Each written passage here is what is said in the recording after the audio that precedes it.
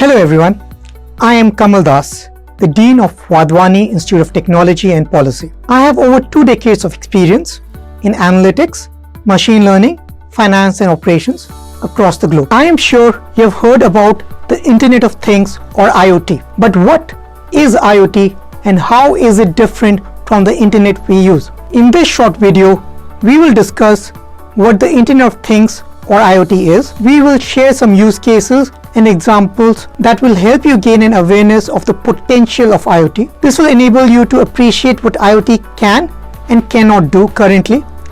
And in addition, we will share some interesting facts of what IoT and its current communication network. Let's start with the official definition of IoT. The Internet of Things Global Standards Initiative defines IoT as a global infrastructure for the information society, enabling advanced services by interconnecting physical and virtual things based on existing and evolving interoperable information and communication technologies. The definition is a bit difficult to understand, isn't it? Let's simplify it. As discussed, you and I often use the social media, such as Facebook, Instagram, Twitter, and LinkedIn. These are social media that we humans use all the time. This social media is based on an internet for human to human interactions. Social media can connect humans with each other or internet for humans. Similarly, imagine another parallel internet that enables things or devices to communicate with each other, in which one thing or device can interact with another thing or device. This internet is called the Internet of Things. In summary, IoT is a communication network or internet for things to communicate with each other. IoT is a network of things or devices that can do one of the following 3 things. Number 1, you have a sensor that can collect information and send it. Number 2, you have computing resources that can receive information and act on it. Number 3, you do a combination of both, sending information as well as acting on information that you receive. Here are some interesting facts about IoT. There are more IoT devices than humans today, and we have more than 46 billion IoT devices as per Juniper research, compared to around 8 billion human beings. Even in India itself,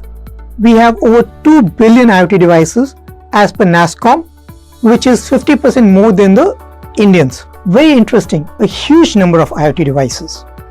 How do they communicate? Using mobile numbers, of course. We humans in India communicate with a 10-digit phone number. The Department of Telecommunication has migrated machine-to-machine communication using 13-digit phone numbers from 2019. And these current digits have a special scheme as depicted in the image. This just tells you that how much more is an expectation that IoT will continue to grow and more connected devices will be part of the Internet of Things. Now let's move on to some use cases of IoT. The first use case we will discuss is automated street lights. Earlier, we used to have a specific time band during which street lights would be on. The lights would go on from, let's say, 6 to 7 p.m. in the evening to 5 to 6 a.m.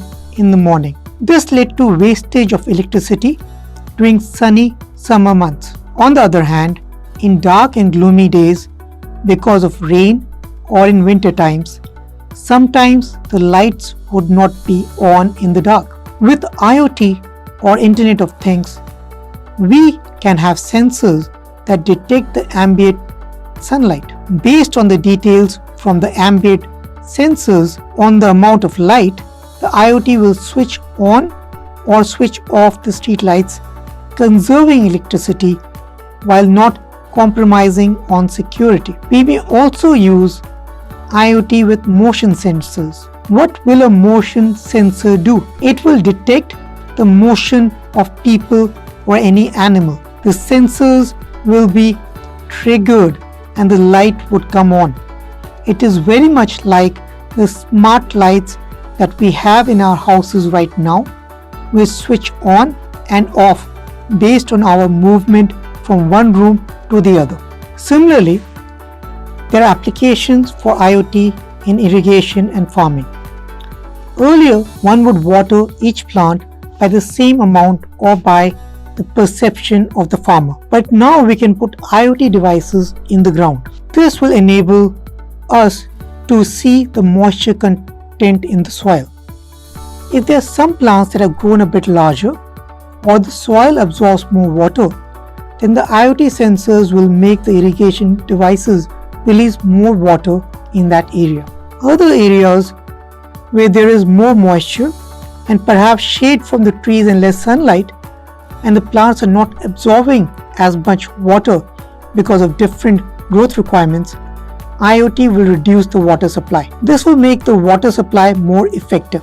This can lead to a lot of water conservation and better water utilization as well as better plant growth. Now we can move on to some examples from our life. Testing for driver's license. Many of us may have applied for a driver's license and taken a series of tests to display our driving skills. Nowadays, many cities are using IoT in the automated testing tracks. Such driving tests use IoT are possible in a number of cities in many parts of the country. This makes the assessment more accurate without the need for human judgment and bias in driver's evaluation. And this is not a new use case. In Gandhinagar in Gujarat, IoT was used from 2013.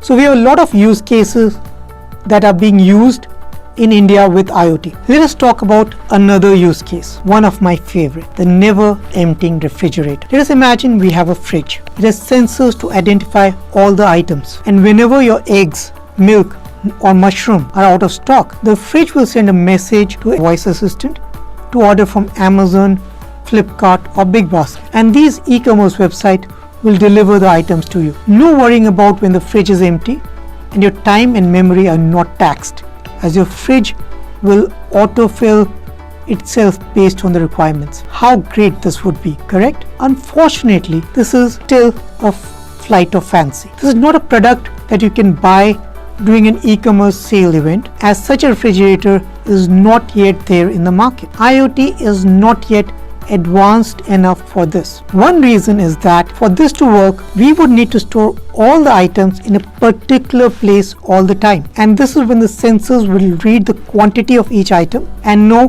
where each item is kept. However, typically we do not do so and keep changing the location of many items within a fridge, except perhaps eggs, which are typically kept in the egg holder. In case the location of items is changing, sometimes it is kept in one place, sometimes another, we would need to use computer vision to identify each item, in addition to IoT to make this never emptying fridge become true. Given the packaging, often items are in boxes or other containers, computer vision of items within a fridge is a struggle. As a result, this is not something that is possible today. But in a few years, who knows? This is something you and I can look forward to. Having a fridge that never empties and auto orders whenever it needs to. Hopefully today you have an appreciation of what is IoT and can define it to your friends and colleagues. You will also be able to share some use cases and examples of IoT in India and explain what IoT can and cannot do. You're also aware of some tidbits of IoT. There are more IoT sensors than humans in the world, and they have more digits in their phone numbers than we do.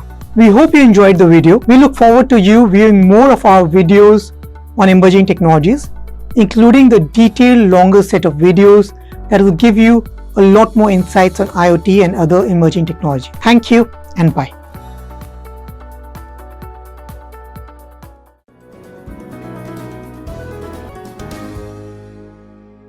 Thank you for your completion. Stay informed with WITP's tailor-made online courses at igotkarmyogi.gov.in.